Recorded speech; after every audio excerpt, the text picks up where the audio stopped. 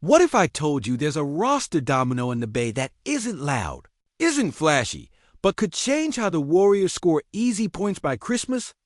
What if the piece is already in-house, already signed, already learning the system? And the real question isn't who, it's when and how much.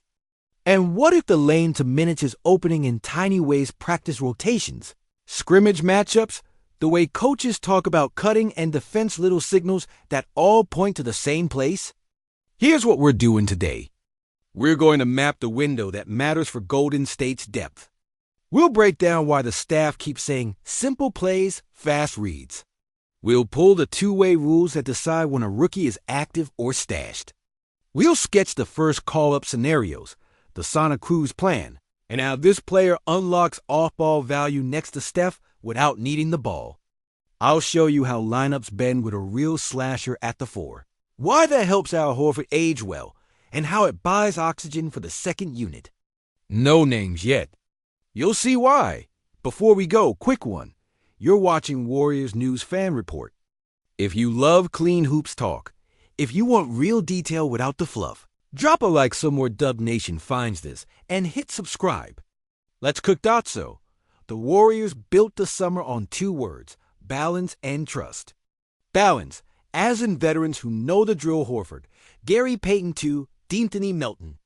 Trust, as in young legs who play with purpose, rookies who don't try to be stars, they try to be right.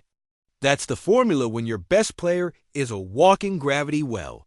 You don't outflash Steph. You make his life easier. You give him clean spacing, timely cuts, and defenders who don't gamble. Identity matters. Golden State wants to run, but they want to run smart. They want to defend without fouling. They want to force mid-rangers, close possessions with rebounds, and then punish mismatches with pace. None of that is sexy on a graphic. All of it wins games in March. And this is where the depth piece, not a headliner, becomes a very big deal. Steve Kerr trusts veterans in tight games. We all know it. But he's also shown a soft spot for young guys who play the system, not themselves. Brandon Podgencey earned it. Quentin Post carved out a lane. If you screen on time, cut with purpose, and make the early pass instead of the hard one, you stack minutes. You don't need 5 plays. You need one habit over and over. The other lever is procedural. 2 ways. The CBA gives you a controlled runway. 2-way players can be active for a fixed number of NBA games, can be stashed in Santa Cruz, and can be converted if the club wants them in the playoff mix. It's not vibes. It's calendar math. You pick your spots. You keep the rookie engaged. You don't burn the days for vanity. You line them up for back-to-backs, matchup gaps, or when the schedule turns heavy. Add the cap layer. A 2-way isn't a headline, but it's a promise. We like you enough to invest reps, film, and a live plan. It's permission to teach. It's also a shield. If you're not ready for the big floor yet, you play 30 minutes in Santa Cruz, not 5 minutes of cardio in garbage time. This is how smart teams develop. Real usage, real feedback, real stakes. Okay, time? Paragraph 10. The actual update. The Warriors locked in Alex Tui on a 2-way. And the staff's early plan is clear: Santa Cruz minutes first, targeted call-ups next, and a role that leans into what he already does well: slash. Screen, finish, defend with his chest, and keep the offense moving. That's the news under the news. He's not a rumor. He's a piece. Let's build the picture. Tui's profile is clean. 6'8", sturdy frame, simple game. From the Sydney Kings, background in a league that plays grown man basketball. He's not chasing mixtapes. He's chasing angles, back cuts, 45 cuts, dunker spot seals. When you share the floor with Steph, that stuff prints points. Defenses overhelp. Gaps open. The easy basket is the one you find without dribbling. The numbers say steady. In Australia, he was efficient inside the arc, under control with a jumper that's still finding its form. You can work with that. The Warriors don't need him to pull up from 28. They need him to sprint into a drag screen, flip the angle, and dive. They need him to hit the nail, set a pin in, then slip when the low man blinks. It's row IQ, not star diet. Fit with Steph is half the story. Fit with Horford is the other half. All lives on timing and geometry now. Give him a slasher next to him, and the short row becomes a real threat again. Imagine Horford catching at the arc, Steph ghosting out, the weak side tagging Steph by instinct, and Tui slicing through the seam for a catch finish. That's an old Spurs red in a Warriors jersey. That's Steph. Defense is where he will earn or lose the staff. Golden State doesn't need a highlight defender. They need a grown-up. Stay down on fakes. Show early help, not late swipes. Finish possessions with two hands. Tui's frame helps here. He absorbs. He doesn't bounce off contact. If he masters the two on the ball, one at the rim shell rules in Santa Cruz, he'll be on a plane faster than people think. About Santa Cruz, it's not a demotion. It's a lab.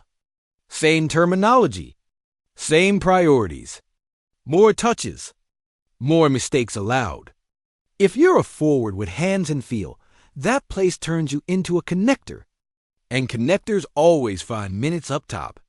Watch for simple markers. Does he win the physical battle on the glass? Does he make the second pass after the catch?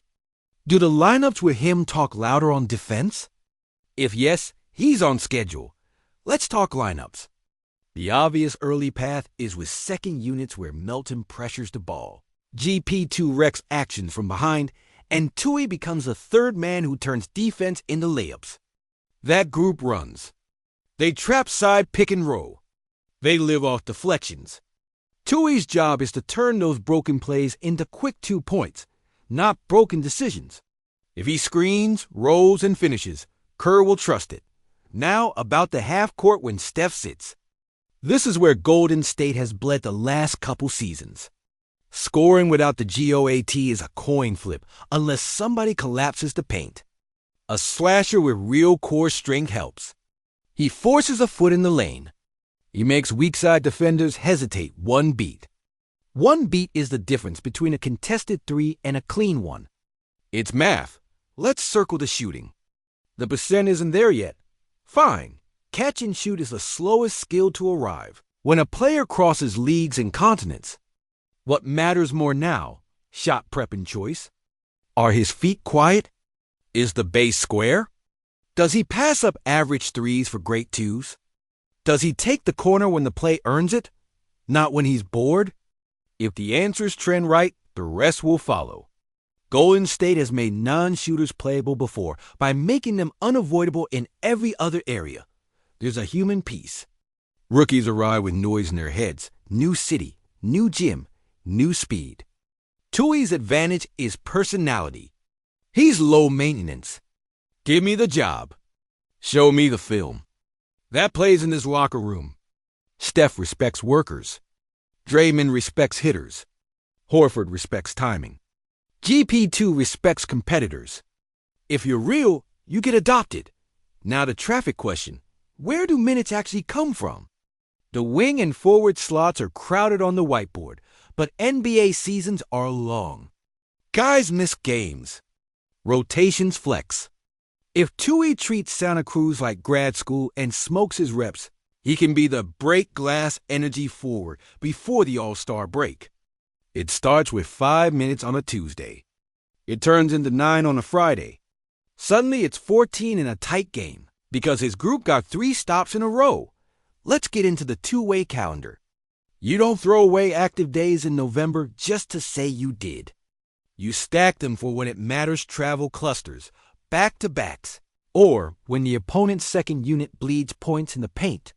Expect the Warriors to save a chunk for that nasty winter run. If he passes the first test, the conversion conversation becomes real later. If not, you keep the lab open and the lessons coming. What about the other rookie, Will Richard? It's not a battle, it's a braid. Different tools, same goal. Get the boat moving when Steph breathes. Richard's spacing against drop is a plus. Tui's cutting punishes switch indecision. Some nights you need one. Some nights you need both. What matters is that both play with the same grammar. We need to talk about the Kuminga situation because people will ask. This update isn't about replacing anyone. It's about insulation. If a negotiation takes longer than you like, or if roles shuffle for a month, you don't want to be held hostage by the rotation. A two-way forward who gives you clean shifts is how you avoid that. You fight fires with water, not gasoline. Coaching notes. Kerr staff loves simple early. They'll give Tui 3 jobs: sprint to screen, cut hard, guard somebody. You don't overwhelm a rookie with 40 play calls. You give him 3 hammers and let him hit nails. When he nails those, you add the 4th short roll reads.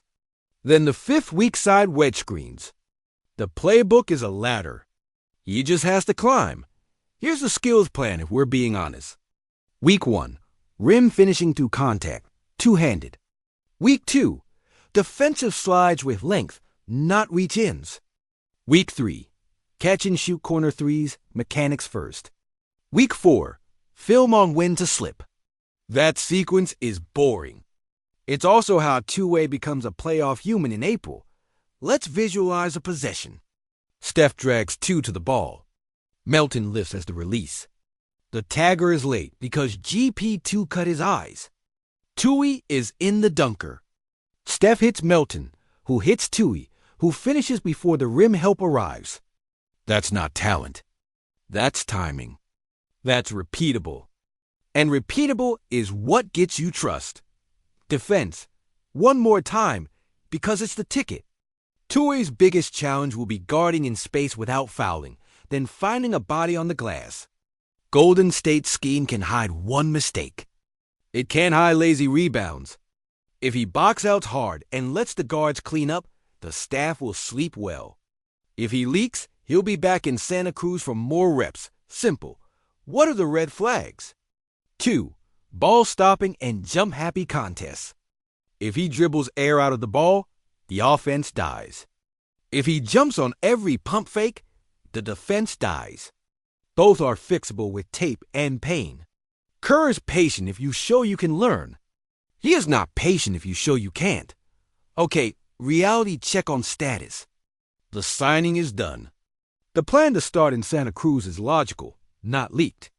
The timeline for call-ups is a read of team needs and schedule, not a promise. Everything about role, minutes, and conversion is analysis and projection. File that the right way. This is basketball talk, not a press release. What would success look like by New Year's? 10 to 15 Santa Cruz games with real production and clean film. A handful of NBA activations where the plus-minus looks sane, and the tape shows effort plays. 2 extra possessions a night from cuts or rebounds. 1 game where he swings a quarter with energy. That's a great rookie fall. And if it pops, if the cutting becomes a problem for defenses and the defense holds, then we can have a conversion conversation. That would require a roster move and the confidence that he helps you in a series. Not a January one-off. A series.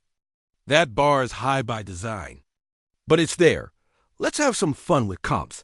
Not to crown him, but to place him. Think connector forwards who fed stars by moving without the ball.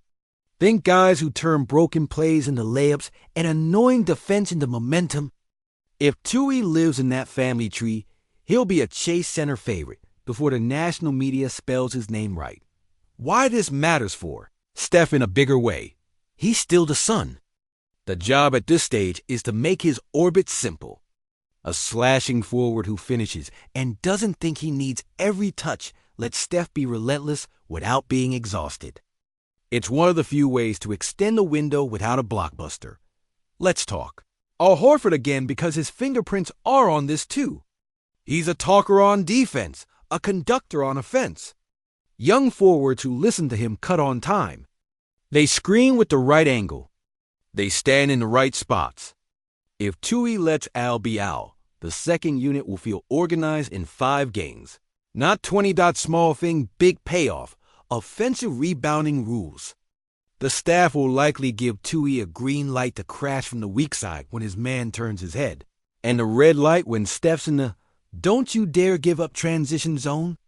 If he reads those triggers right, he steals 4 points a night, and no one notices why the score feels easier. Travel will test him. Back-to-backs, cold gyms, weird tips. Rookies fade if they don't love the work. The early signs say he does.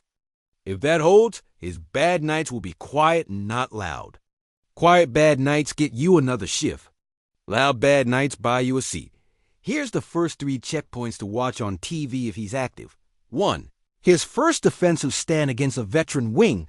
Does he slide without grabbing? 2. His first cut when Steph draws 2. Does he time it with the pass or with the eyes? 3. His first missed corner 3. Does he hang his head or does he sprint into a screen and keep the play alive? You'll know in 5 possessions what the staff knows. Zoom out to the season arc. The Warriors don't need a savior. They need edges. They need 5 plays a game that tilt math in their favor. That's steals and layups. That's transition runouts. That's back cuts that make defenses stop helping off Steph and Clay-type shooters. Tui can be that edge if he stays himself. Last little nerd note, screening angles. Watch when he sets a pin down for a shooter. Does he stand still or does he turn and rescreen to keep the defender chasing? That tiny rescreen gives Steph or Melton 1 extra foot of space. An extra foot is a clean catch. A clean catch is 3 points. That's the game. If you're worried about the jumper, be patient. Catch and shoot growth at the NBA line comes with reps and film. The staff will tweak the base, the arc, the dip. They'll kill the wasted movement. They'll set a rule. Shoot the corner. Drive the slot. Guard the best big wing you can find. Crash late. Leave early only when the call says so. That's a rookie diet that works. Summary of the plan in plain words. Tui earns his bones in Santa Cruz. He masters the habits. He gets targeted NBA nights that fit his game. If it holds, the team considers conversion. If it doesn't, he still helps by being an everyday practice player who makes the big club sharper. Both outcomes help the Warriors. Your turn, Dub Nation. If you're Kerr for a night, when would you tap Alex Tui for NBA minutes back-to-backs, injury fill-ins, or pure matchup play against switch-heavy teams? Do you value the slashing in defense enough to tolerate a developing jumper? Or do you want to space it first? Drop your rotation idea and your conversion threshold in the comments. Be specific. What game total will convince you? My opinion? Keep the main thing the main thing. Let Santa Cruz be the classroom, not the penalty box. Call him up in windows that fit his strengths. If the defense is real and the cutting keeps popping, give him a bigger bite before the break. No rush, no panic. Just good basketball. That's an honest view. And yes, it's speculation.